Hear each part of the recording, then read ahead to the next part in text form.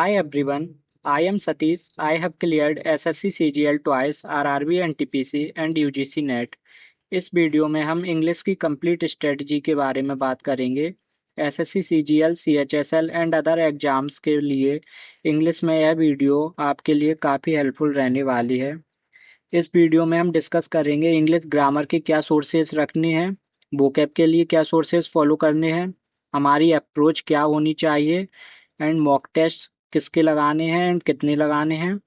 Sectional timing अभी introduce हुई है एसएससी सीजीएल में, उसके लिए क्या करना है। देन हमारा टारगेट स्कोर सीजीएल 2026 टीयर 1 के लिए क्या होना चाहिए। सो फर्स्ट है ग्रामर। ग्रामर में हमें बुक जो वॉल्यूम 1 आती है नीतू मैम की, वो बुक हमारे लिए सफिशियंट होगी। इस बुक के अलावा मुझे नहीं लगता कि कोई और बुक फॉलो करने की ज़रूरत है। देन आपको वीडियोज़ देखनी है तो यूट्यूब पर Tarun Grover, Aman sir and English by Kapil Dev Sharma, ये 3 यूट्यूब चैनल हैं जिनसे मैंने वीडियोज़ देखी थी कुछ कुछ टॉपिक की। मैंने पेड कोर्स किसी का नहीं लिया था, तो आप भी इन्हें फॉलो कर सकते हैं। अगर आप बिल्कुल बिगनर हैं तो कपिल सर को फॉलो मत करिएगा। तरुण ग्रोवर बिगनर के लिए काफ़ी अच्छे हैं। एंड अगर आपको पेड कोर्स लेना है तो आप इनकी यूट्यूब पर वीडियो देख सकते हो, सभी टीचर्स की एक एक, एंड जिसका भी आपको अच्छा लगे आप उसका कोर्स ले सकते हो। और अगर आप पहले से किसी कोर्स से कर रहे हो तो उसके साथ कंटिन्यू रख सकते हो। Then notes. नोट्स वैसे मैंने नहीं बनाए थे क्योंकि जो बुक है नीतू मैम की उसमें सारी ग्रामर दी हुई है ऑलरेडी। तो अगर आप वीडियोज देख रहे हो एंड आपको नोट्स बनाने हैं तो आप शॉर्ट नोट्स बनाइएगा। लाइक जो भी इम्पोर्टेंट चीज़ें हैं एग्जाम टाइम पे रिवाइज कर सकें या कभी भूल जाएं वो रिवाइज कर सकें, ज़्यादा बल्कि नोट्स मत बनाना गाइज। देन ग्रामर को प्रैक्टिस करने की बात आएगी तो जो भी लास्ट ईयर के सीजीएल एंड सीएचएसएल टीयर 1 के पीवाईक्यूज हैं टेक्स्ट बुक पे अवेलेबल हैं, आरबी पर भी मिल जाएंगे, आप उन्हें दीजिएगा कंप्लीट। इससे आपकी ग्रामर की प्रैक्टिस इजीली हो जाएगी। एंड इंग्लिश माध्यम है, इसके बारे में हम अभी अगली बार बात करेंगे डिटेल में।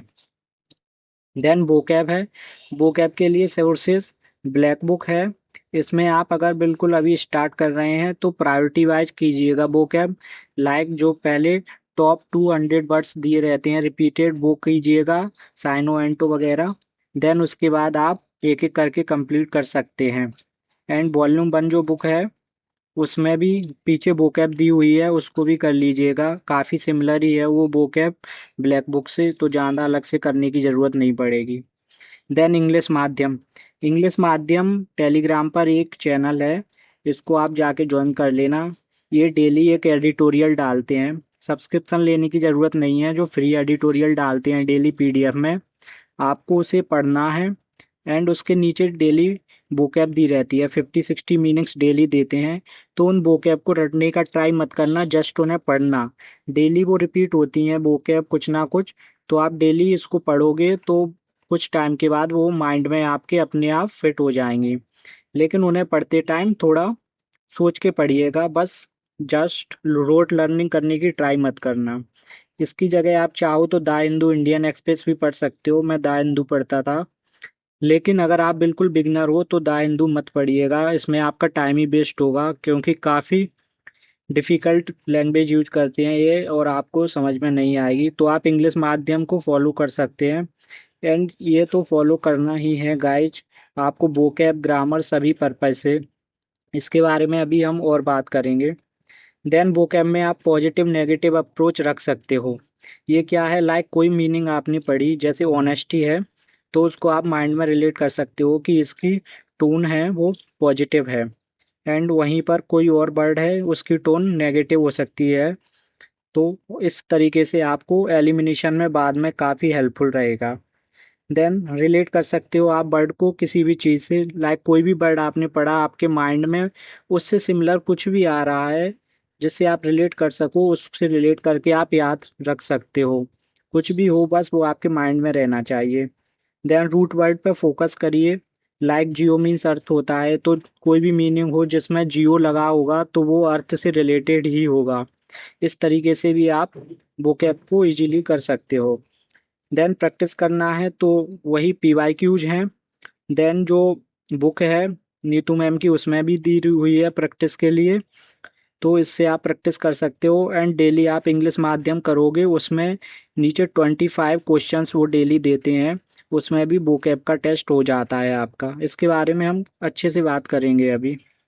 सो vocab के लिए इतने सोर्सेज आपके सफिशियंट होंगे, बट उनको रिलेट करके पढ़ने की ज़्यादा कोशिश करना, उनका मीन समझने का ट्राई करना, जस्ट रोट लर्निंग नहीं करना, नहीं तो फिर आप बार बार भूल जाओगे। देन थर्ड है, हमें अप्रोच क्या रखनी है। वही अभी जो मैं बोला कि आप कुछ भी पढ़ो, ग्रामर पढ़ो, vocab पढ़ो, उसका मीन समझने का कोशिश करो। vocab में मीनिंग समझने पर फोकस रखो, एंड ग्रामर में भी। ग्रामर में आपका पार्ट ऑफ स्पीच वाला जो टॉपिक है वो बहुत स्ट्रांग होना चाहिए। अगर आपको अभी तक part of speech, noun, pronoun, adjective, adverb, verb, इन सभी में डिफरेंस नहीं पता है एंड नहीं आता है कि कहाँ पर किसे यूज करना है, तो एक बार आप किसी भी यूट्यूब चैनल से इसको जो सजेस्ट किए हैं उनसे आप इन्हें कंप्लीट कर लीजिए। गाइज, इनके बिना आपकी इंग्लिश स्ट्रांग हो ही नहीं सकती, आप हमेशा डिफ़िकल्टी फेस करोगे। तो पार्ट ऑफ स्पीच सबसे इम्पोर्टेंट टॉपिक है। आरसी पीक्यूआरएस के लिए भी, क्लोज टेस्ट के लिए काफ़ी बच्चों के डाउट आते हैं कि आरसी नहीं बन रहा है।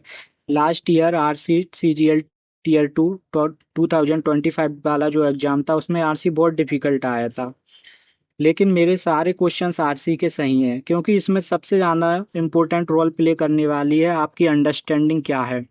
तो आप डेली इंग्लिश माध्यम इसीलिए सजेस्ट किया है, जो एडिटोरियल देते हैं वो लोग, आप उसे डेली पढ़िए। स्टार्टिंग में आपको टाइम लगेगा, क्योंकि आपकी अभी अंडरस्टैंडिंग उतनी नहीं है, 20 मिनट आधा घंटा लगे आप दीजिए, लेकिन उसको लाइन बाई लाइन पढ़िए। जहाँ पे फुल स्टॉप लग रहा है उस एक लाइन को पूरा मीन समझने की कोशिश कीजिए। उसमें कहाँ पर वर्ब यूज हो रही है, एडवर्ब यूज हो रही है, एडजेक्टिव यूज हो रहा है, क्यों यूज हो रहा है, किस जगह पर यूज हो रहा है, किस सेंस में यूज हो रहा है, उस चीज़ पर ज़्यादा फोकस रखिए। एक बार आपको मीन समझना आ जाएगा तो 1 महीने की प्रैक्टिस के बाद आपका टाइम भी कम हो जाएगा, लाइक 10 मिनट 5 मिनट लगने लगेंगी। देन आपको आरसी वगैरह में कभी भी दिक्कत नहीं आएगी। और आरसी के लिए कोई शॉर्टकट नहीं है गाइस, डेली प्रैक्टिस आपको करना पड़ेगी रीडिंग की। इसके लिए आप चाहो द हिंदू पढ़ो या इंग्लिश माध्यम पढ़ो, बट उसके मीन समझने पे सबसे ज़्यादा फोकस रखो। उसको पार्ट्स में डिवाइड करके पढ़ो कि आखिरकार वो पैसेज कहना क्या चाह रही है। तो गाइस, इंग्लिश का सबसे इम्पोर्टेंट चीज़ है कि उसको अंडरस्टैंड करने की कोशिश करो। और जैसे जैसे समय के साथ आप पढ़ते जाओगे, डेली इंग्लिश माध्यम पढ़ोगे, उसमें डेली vocab आती है, तो आपकी vocab भी इंक्रीज होगी, देन अंडरस्टैंडिंग भी इंक्रीज होगी। टाइम लगेगा, लेकिन आपको 1 महीने बाद डिफरेंस खुद दिखेगा कि पहले क्या था और अब क्या लेवल है आपका। एंड गाइस, इसका कोई शॉर्टकट नहीं है। देन मॉक्स, जैसा मैंने बताया, इंग्लिश माध्यम आप डेली लगाओगे एडिटोरियल, उसके नीचे वो 25 क्वेश्चंस डेली देते हैं, तो वो आपको डेली लगाना है। एंड आंसर भी दिए रहते हैं, एंड एक्सप्लेनेशन भी उसमें गलत होते हैं, तो आपको लगाने के बाद देखना है कहाँ पर आपकी मिस्टेक्स हुई हैं एंड उनको करेक्ट करना है। तो आपका एक तो डेली का मॉक इधर से ही हो जाएगा। आप पीडीएफ से दे सकते हो, जस्ट कोई परचेस करने की ज़रूरत नहीं है। देन लाइव मॉक आते हैं जो फुल वाले, सैटरडे संडे को टेक्स्ट बुक पर वाले मोड पर, वो आपको देना है। अभी से गाइस देना स्टार्ट कीजिए, 1 या 2 फुल मॉक आप दीजिए वीक में। देन जो आप मॉक देते हो तो उसमें फोकस कीजिए, लाइक कुछ वर्ड्स रहते हैं करेक्ट, इनकरेक्ट, एंटो, साइनो। कई बार क्या होता है, उन्होंने एंटो पूछा है बट हम साइनो टिक कर देते हैं, इसीलिए इन वर्ड्स पर अच्छे से फोकस कीजिए। एंड क्वेश्चन को, खासकर जो आरसी रहता है उसमें क्वेश्चन को प्रॉपरली समझने का कोशिश कीजिए, क्वेश्चन कह क्या रहा है।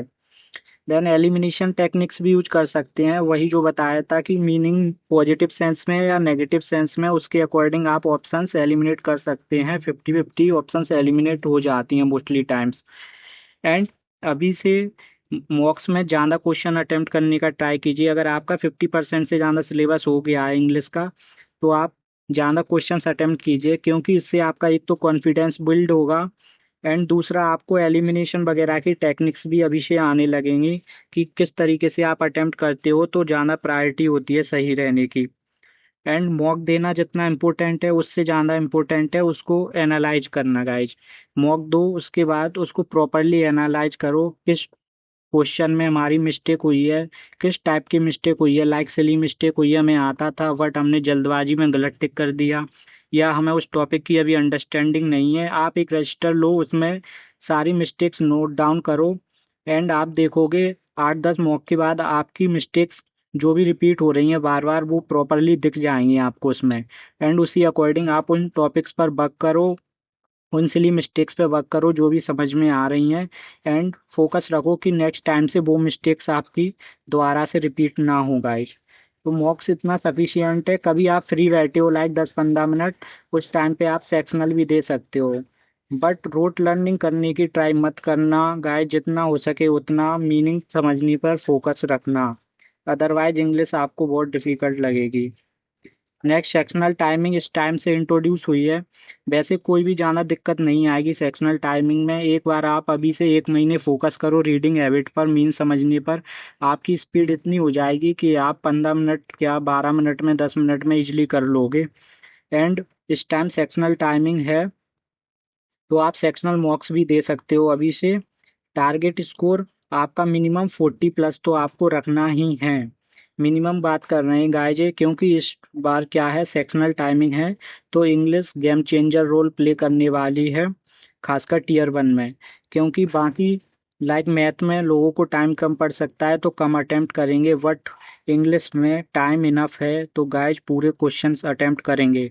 और जिसकी भी इंग्लिश स्ट्रांग होगी वो एज ले जाएगा इंग्लिश में। एंड 50 मार्क्स भी लाए जा सकते हैं इंग्लिश में, क्योंकि ग्रामर बहुत सिंपल पूछते हैं वो, एक्टिव पैसिव नरेशन वगैरह जिनको इजीली एनिमुलेट करके सॉल्व किया जा सकता है। गाइस सबसे ज़्यादा फोकस आपका समझने पर ही होना चाहिए। अभी आपको स्टार्टिंग में टाइम देना पड़ेगा 1 महीने, स्लो स्लो पढ़िए उसको, एडिटोरियल को समझिए, वोकैब को जस्ट डेली पढ़ते रहिए, बस ब्लैक बुक की वोकैब को याद करिए, बाकी एडिटोरियल के नीचे जो भी वोकैब है उसको जस्ट पढ़ते रहिए डेली, वो अपने आप माइंड में चली जाएगी। समझने पर सबसे ज़्यादा फोकस दीजिए। और RCPQRS के लिए कोई भी शॉर्टकट नहीं है, जब आप मीन समझना स्टार्ट कर दोगे अपने आप आपकी प्रॉब्लम सॉल्व हो जाएगी। कोई और भी डाउट है गाइज कमेंट कर देना, और किसी टॉपिक पे वीडियो चाहिए वो भी आप कमेंट कर सकते हो। एंड वीडियो अगर आपको बिल्कुल हेल्पफुल लगी हो तो गाइज लाइक कर देना, एंड चैनल सब्सक्राइब नहीं किया है तो सब्सक्राइब कर लेना। थैंक यू गाइज, मिलते हैं नेक्स्ट वीडियो में।